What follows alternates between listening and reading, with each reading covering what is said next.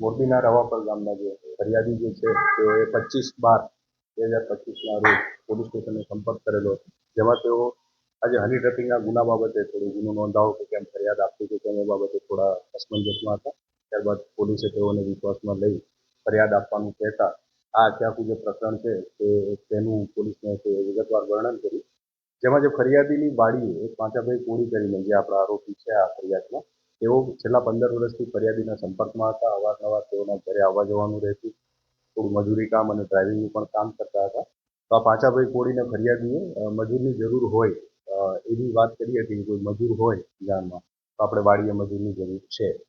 ત્યારબાદ આજે પાંચાભાઈ કોળી છે તથા બીજા 7 આરોપીઓ અને એક જે મહિલા છે જે પૈકી એ તેઓનો સંપર્ક કરાવીને આ મહિલા જે છે એ છેલ્લે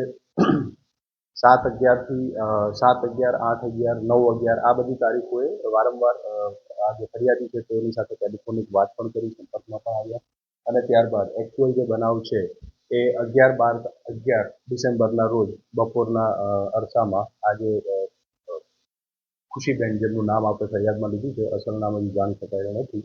પરંતુ તે જે બેન છે તેઓએ આ ફરિયાદીને પાછળથી પકડી ગઈ બાથમાં ભીડીને અને બીજા જે એના સાગરીતો છે તે એના અશ્લીલ ફોટો વિડીયો તેઓના ઉતારી લઈને પછી એમને બ્લેકમેલ કરવાનું શરૂ કર્યું હતું, જેમાં શરૂઆતમાં તેમની પાસેથી 2.5 તોલાનો સોનાનો એક અછોડો અને 1 લાખ રૂપિયા રોકડા લઈ લીધા હતા અને ત્યારબાદ ટુકડે 100 ગ્રામનો એક એવા 4 સોનાના બિસ્કિટ તેમની પાસેથી કઢાવ્યા હતા અને પોલીસે ત્યારબાદ આજે ફરિયાદ લીધી છે. ત્યારબાદ અત્યાર સુધીમાં કુલ 5 આરોપીઓની ધરપકડ કરી છે અને એક આરોપી હાલ બોટાદ જેલમાં છે, જેની ત્યાંથી વિગતવારની જે કાયદેસરની પ્રક્રિયા છે એ હાથ ધરીને લાવવામાં આવશે અને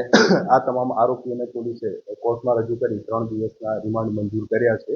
આમાં જે રિકવરી છે તે અત્યાર સુધીમાં રિમાન્ડ જે લીધા એની પહેલા 3 સોનાના બિસ્કિટ, 1 સોનાનો ચેન, 2 કાર અને 1 મોટરસાયકલ આટલું આપણે રિકવર કરેલું હતું અને ત્યારબાદ રિમાન્ડ મંજૂર થતાં અન્ય 1 સોનાનો બિસ્કિટ તથા 1 મોટરસાયકલ જે ગુનાના કામે વપરાયેલ હતું તે પણ રિકવર થયું છે અને હવે રિકવરીમાં જે 1 લાખ રૂપિયા રોકડા છે તે હજી રિકવર કરવાના બાકી છે અને કુલ 64,11,000નો મુદ્દામાલ પોલીસે જપ્ત કર્યો છે. અગાઉ જે આ તમામ આરોપીઓ છે એમાંથી અમુક આરોપીઓની અગાઉ ગુનાહિત હિસ્ટ્રી મોરબી જિલ્લા પોલીસે તપાસ હાથ ધરીને બહાર કાઢી છે, જેમાં આરોપી નંબર 1 જે જીલુભાઈ છે તેમના વિરુદ્ધ સાયલા પોલીસ સ્ટેશનમાં ગુનો રજીસ્ટર થયેલો છે. આરોપી નંબર 4 જે